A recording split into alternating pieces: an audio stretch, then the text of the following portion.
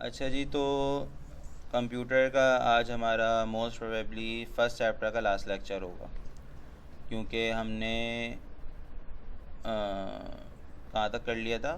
Flow charts हमने I guess पढ़े थे लास्ट क्लास में। फ़्लो चार्ट्स तक हमने कर लिया था, और चूँकि फ़र्स्ट चैप्टर हमारा मोस्टली थ्योरेटिकल बेस्ड है, तो डाटा स्ट्रक्चर का एक टॉपिक इसके अंदर इंक्लूडेड है लास्ट में, और इस चैप्टर का लास्ट टॉपिक है। इसके बाद हमारा चैप्टर ख़त्म हो जाएगा। तो ये आज की क्लास में हम ये डिस्कस कर लेंगे।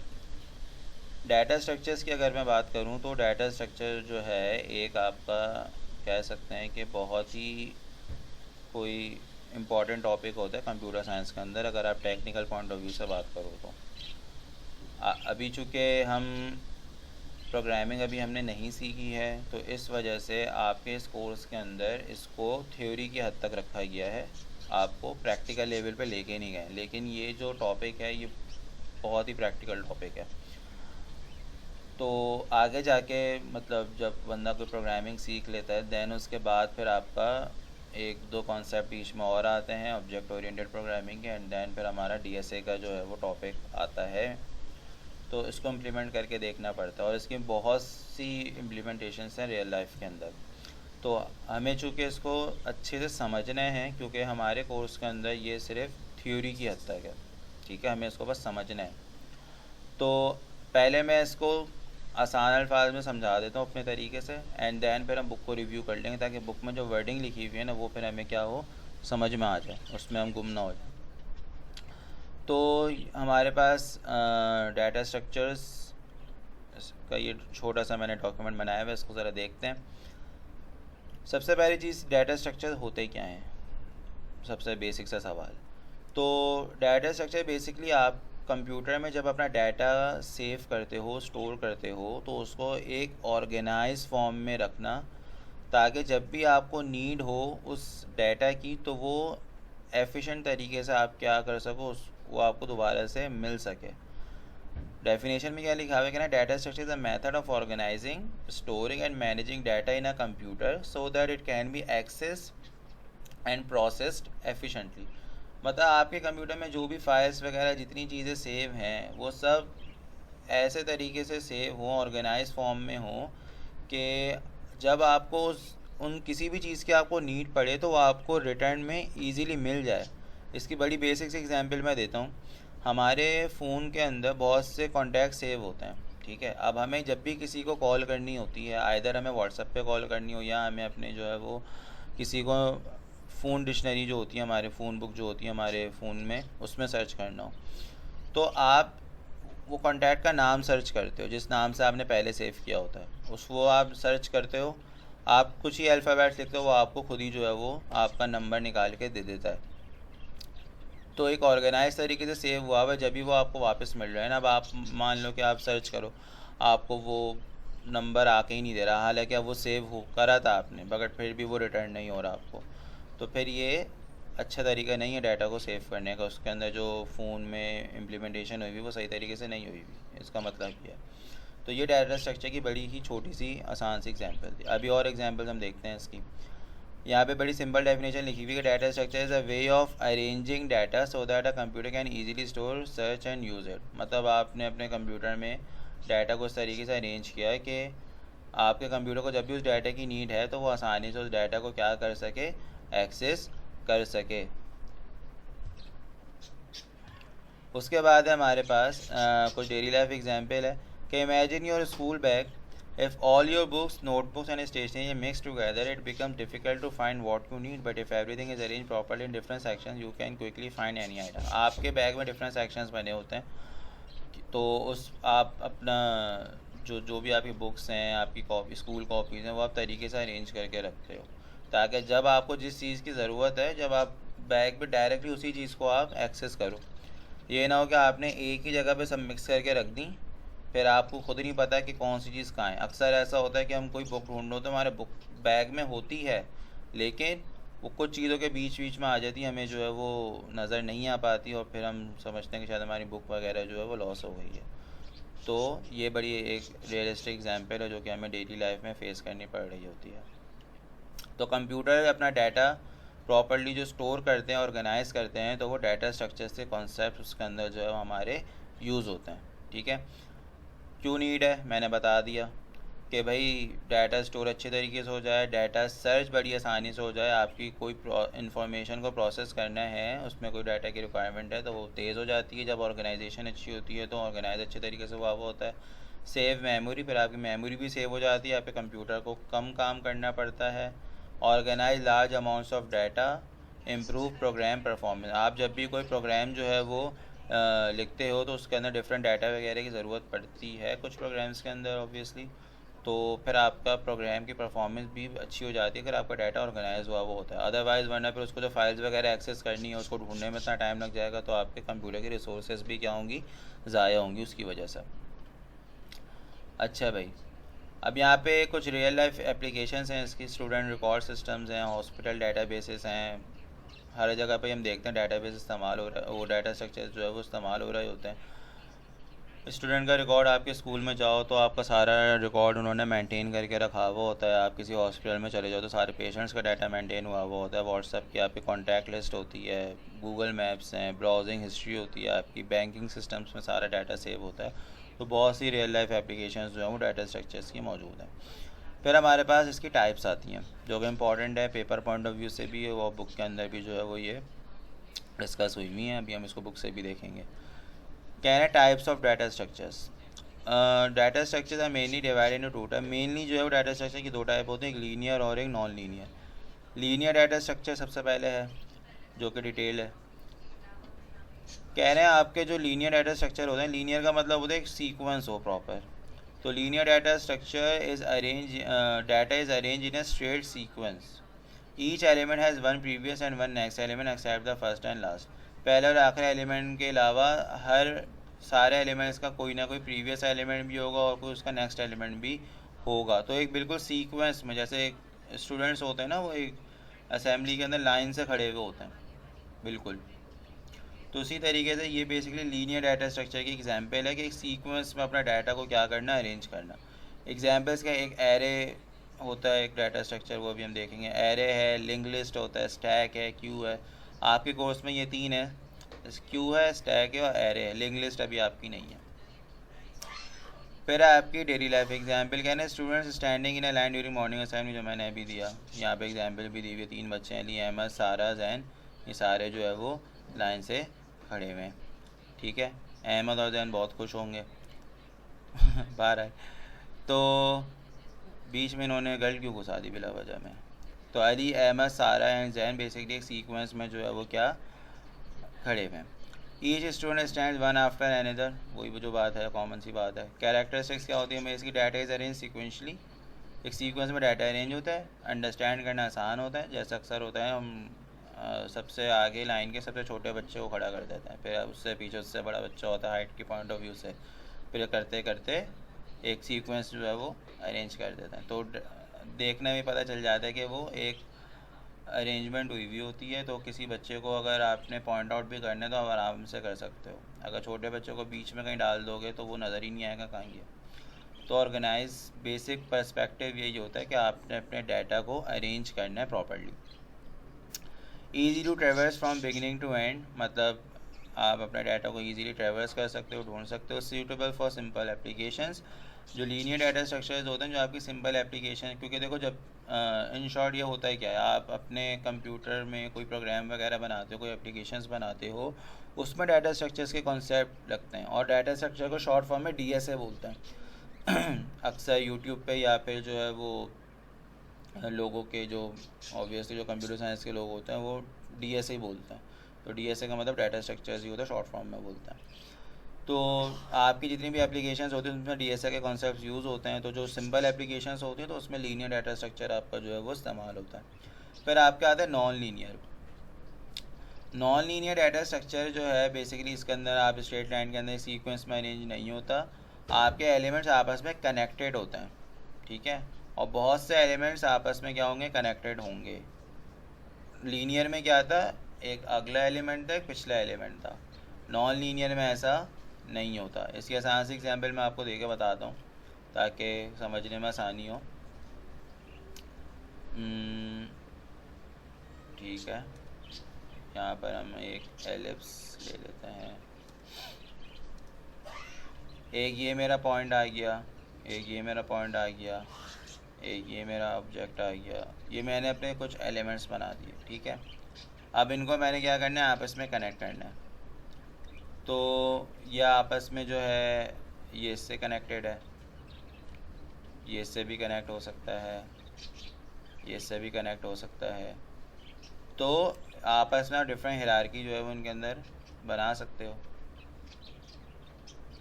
तो ये सीन इसके अंदर जो है वो होता है। तो इस तरीके से आपस में कनेक्शंस जो है इसके अंदर बन सकते हैं। तो इसके अंदर कोई सीक्वेंस में कनेक्शंस नहीं होते नॉन लीनियर डाटा स्ट्रक्चर के अंदर।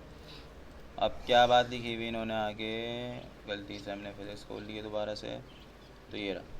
तो नॉन लीनियर डाटा स्ट्रक्चर के अंदर आपकी दो चीज़ें आती हैं, एक आपका ट्री आता है, एक आपका ग्राफ आता है। जैसे उसके अंदर स्टैक था, क्यू था और एरे था, तो इसमें जो है वो आपके ट्री और ग्राफ्स आते हैं। डेली लाइफ एग्जाम्पल है भाई कि ग्रैंडफादर हैं, ग्रैंडफादर आपके कनेक्टेड हैं फादर और आपके अंकल यानी आपके चचा। ये पूरी फैमिली की हायरार्की बना के इन्होंने दिखाई हुई है। फिर फादर का कोई ना कोई चाइल्ड आ गया, जैसे फॉर एग्जांपल आप हो, आपके फादर हैं, आप पर कनेक्टेड हो, पर आपके फादर ग्रैंडफादर से कनेक्टेड हैं, मेरे ग्रैंडफादर आपके ग्रेट ग्रैंडफादर से कनेक्टेड होंगे। तो इस तरीके से इसमें से ब्रांचेस निकली हुई होती हैं नॉन लीनियर के अंदर। कैरेक्टरिस्टिक्स क्या है इसकी, कह रहे हैं कि data is arrange in branches और नेटवर्क्स। और ये जो ब्रांचेस होती है ना बेसिकली हम इनको क्या बोलते हैं, नेटवर्क बोलते हैं। वन एलिमेंट कह रहे हैं मल्टीपल कनेक्शन, एक एलिमेंट के मल्टीपल कनेक्शन हो सकते हैं। लीनियर में ऐसा नहीं था, लीनियर में बस आपके अगला और पिछला कनेक्शन था, जबकि नॉन लीनियर में आपके मल्टीपल कनेक्शंस हो सकते हैं, जैसे मैंने अभी बना के दिखाया। सूटेबल फॉर कॉम्प्लेक्स एप्लीकेशन, जो आपकी डिफरेंट एप्लीकेशंस, बड़ी बड़ी एप्लीकेशंस बनती हैं मुश्किल, उसमें ज़्यादातर आपके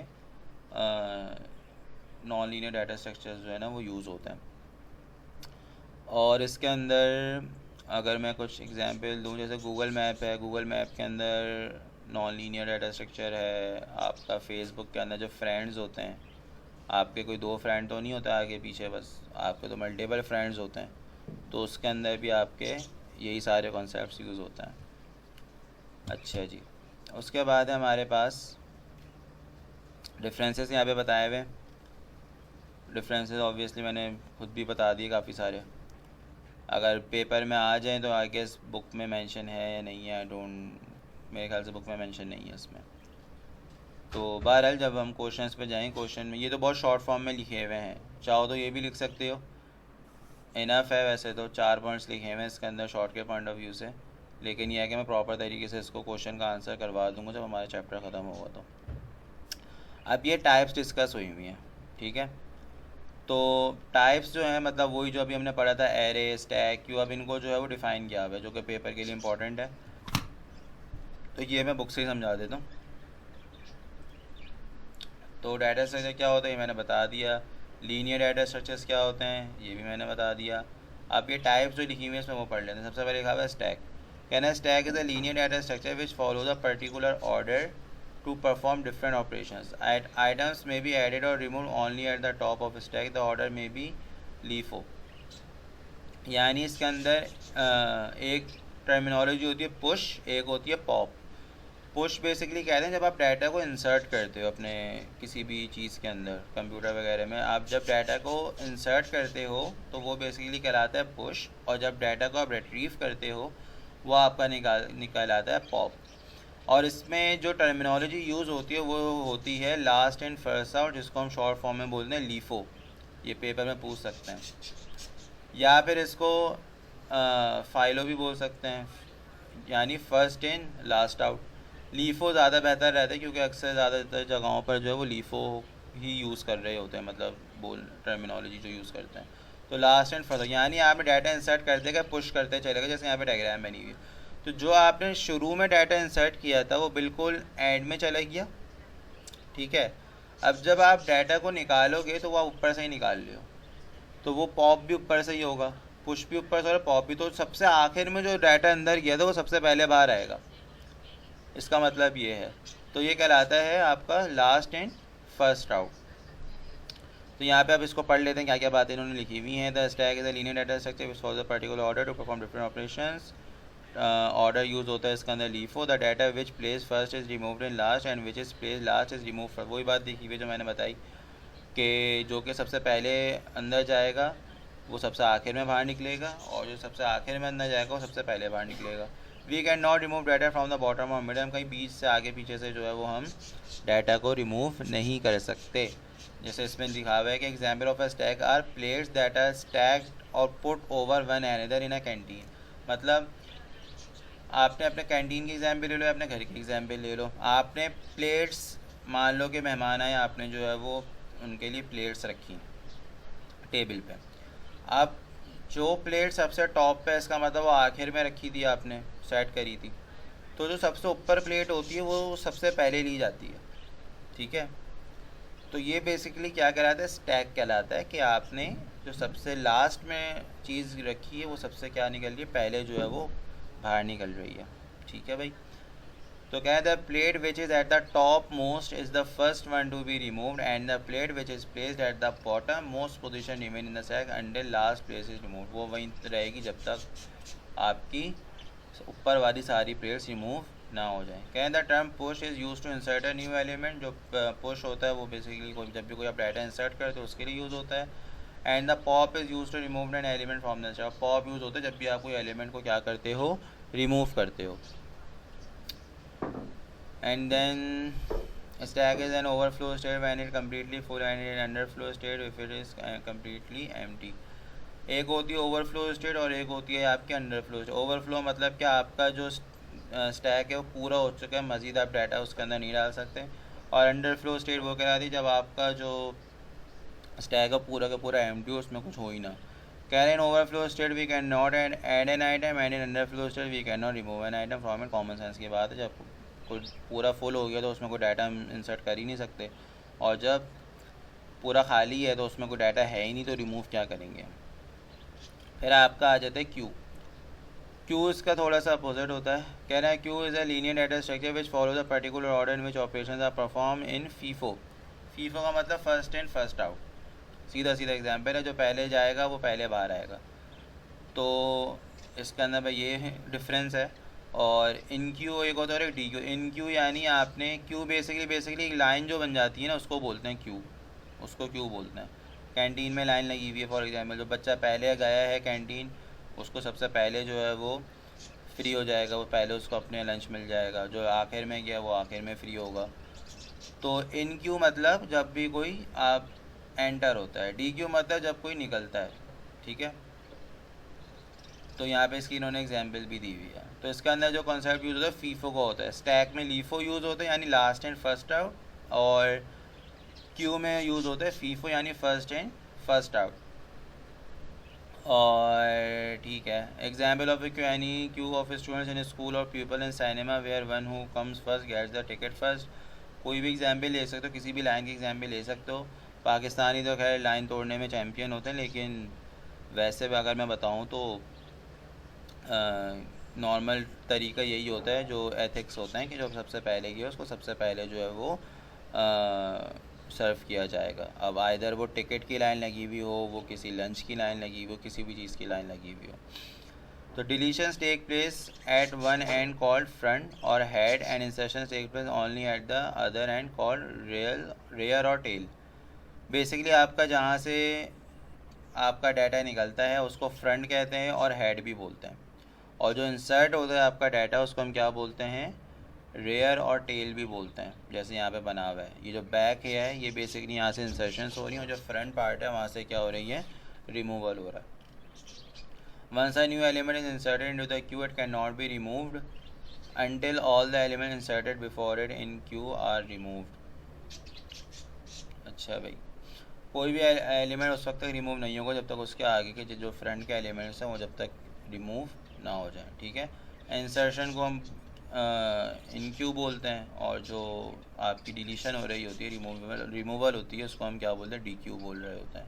यहाँ पे लिखा हुआ भी है डायग्राम के अंदर। फिर आपका एरे आता है। एरे को और अच्छे से भी समझ में आ जाएगा जब हम वो पढ़ रहे होंगे अभी मैथ के अंदर, जब हम मैट्रिसेस का टॉपिक पढ़ेंगे। हमारा लीनियर डाटा स्ट्रक्चर की लास्ट टाइप है हमारे कोर्स में। कह रहे हैं array is a linear data structure which holds a list of finite data elements of the same data type, each element of array is reference by set of index consecutive number. Array को समझ सकते हो कि एक raw है, ठीक है, एक रॉ है। मान लो कि आपके स्कूल में क्लास रूम है और क्लासरूम के फ्रंट पे एक रॉ बनी हुई है पूरी, ठीक है। तो एक लाइन से आपके क्या सारे स्टूडेंट्स वहाँ पे बैठे हुए हैं, हर स्टूडेंट का कोई ना कोई एक उसकी क्या कह सकते हैं, मान लो चेयर पे अगर नंबर्स लिखे हुए हैं तो वो क्या होंगे, उसके लोकेशन कह सकते हैं उसको। एक अज्यूम कर लो कि चेयर पे नंबर्स लिखे हुए हैं, अक्सर होता है ना एग्ज़ाम के अंदर रोल नंबर्स लिख दिया जाते हैं एक चेयर्स के ऊपर के इस जगह पे ये बंदा बैठेगा। अब वो रैंडमली होते हैं रोल नंबर्स, तो आगे पीछे हुए भी होते हैं। तो इस तरीके से समझ सकते हो कि रॉ में सारे स्टूडेंट्स बैठे हुए हैं और हर चेयर पे जो नंबर लिखा हुआ है वो उसकी लोकेशन है, और हर स्टूडेंट जो है वो जो आके बैठ रहा है तो वो एक सीक्वेंस में बैठ रहा है। इसके साथ ही देखो एरे के अंदर दो चीज़ें होती हैं, मतलब चलो आसान करते हैं इसको। एरे मैंने बताया क्या है, एक रॉ है, ठीक है। एक रॉ के अंदर आपका डाटा क्या हुआ होता है, अरेंज हुआ होता है। अब अगर कंप्यूटर के पॉइंट ऑफ व्यू से मैं बात करूं तो जब भी आप कोई डाटा सेव करोगे उसके अंदर, तो वो एक आपकी जो भी हार्ड ड्राइव जो भी है उसकी लोकेशंस होती है मेमोरी की, वो एक जगह पे जाके क्या होगा, सेव हो जाएगा। और उस मेमोरी लोकेशन का कोई ना कोई नंबर होगा कि भाई किस लोकेशन के ऊपर है ये, ताकि जब हमें डाटा चाहिए वापस उस लोकेशन से वापस भी आ सके। और एक इसके अंदर होता है इंडेक्स नंबर। इंडेक्स नंबर यानी आपको जैसे क्लास के अंदर रोल नंबर्स होते हैं ना, जो बच्चे मतलब एक अरेंजमेंट हुई हुई होती है 1 2 3 4 5 6 से लेके पूरी एक अरेंजमेंट हुई हुई होती है। इसी तरीके से मान लो कि आपका पूरा एक इंडेक्स नंबर होता है, तो जब भी हमें देखना है कि हम ये चेक कर सकते हैं इंडेक्स नंबर की हेल्प से कि इस इंडेक्स लोकेशन के ऊपर कौन सेव हुआ हुआ है, कौन बैठा हुआ है। तो ये दो चीज़ें होती हैं आपकी उसमें एरे के अंदर, एक आपकी मेमोरी लोकेशन होती है और एक आपकी जो है वो इंडेक्स नंबर होता है। इंडेक्स नंबर की हेल्प से आप आसानी से जो है उस जगह पे, जैसे ये अच्छा कंप्यूटर के अंदर नॉर्मली जो काउंटिंग स्टार्ट होती है ना वो ज़ीरो से शुरू होती है, 0 1 2 3 से लेके। तो सबसे पहली लोकेशन 0 होती है, फिर 1 पे 2 पे 3 और फिर जितने आप इसके अंदर सेव करते चले जाओगे वो आपका इंडेक्स नंबर क्या होगा, बढ़ता चला जाएगा। तो ये आपका क्या कहलाता है, एरे कहलाता है। एक रॉ की फॉर्म में जो है आपका डाटा जो है वो अरेंज हुआ हुआ होता है। अब लिखा हुआ है कि हम पढ़ लेते हैं, each element of array is reference by set of index of consecutive numbers. कह रहे हैं हर एलिमेंट को एक नंबर असाइन किया जाता है जो कि क्या होता है, उसका इंडेक्स नंबर होता है। The elements of array are stored in successive memory location. Most of the data structure make use of arrays to implement their algorithm. Two terms are necessary to understand array, एक element और एक index. Element क्या होता है, each item stored in array is called an element. जो item इसके अंदर store हुआ है वो क्या कहलाएगा, एलिमेंट कहलाएगा। और जिस नंबर पे वो स्टोर हुआ है उस लोकेशन का जो इंडेक्स नंबर होगा, बेसिकली जो मैंने बताया कंसेक्यूटिव नंबर्स होते हैं, ये आपका इंडेक्स कहलाता है, ठीक है। अच्छा, यहाँ पे एक बात लिखी हुई थी कि array is a linear data structure which holds a list of finite data elements of same data type. यानी एरे के अंदर जो आइटम स्टोर होते हैं ना वो सेम डाटा टाइप के होने चाहिए। मतलब कि अगर नंबर स्टोर करे हुए हैं तो नंबर ही हों सारे। अगर कोई फ्रूट्स के नाम है, मतलब स्ट्रिंग है, मतलब कोई इंग्लिश के वर्ड्स हैं, तो वो पे सारे के सारे इंग्लिश के वर्ड्स हैं। ऐसा ना हो एक जगह पे आपने इंग्लिश का वर्ड डाल दिया तो दूसरी जगह पे आपने कोई नंबर डाल दिया, ऐसा नहीं हो सकता है इसके अंदर। अब ये डाटा टाइप्स का जो कॉन्सेप्ट है ऑब्वियसली अभी आगे आएगा अगले चैप्टर्स के अंदर, जब हम प्रोग्रामिंग प्रॉपर्ली स्टार्ट करेंगे उस वक्त ये डिटेल में हम पढ़ेंगे। तो ये एरे थी। अब यहाँ पे बाकी सारे सर्च, कोई एलिमेंट सर्च करना है, इंसर्शन करनी है, डिलीशन करनी है, डाटा को अरेंज करना है, सॉर्टिंग करनी है, अरेंज करने को सॉर्टिंग बोलते हैं। तो ये सारी चीज़ें जो है वो आपकी आप एरे के ऊपर क्या कर सकते हो, परफॉर्म कर सकते हो, ठीक है भाई। तो ये हमारे लीनियर डाटा स्ट्रक्चर्स जो थे वो यहाँ तक हमारे ख़त्म हो गए।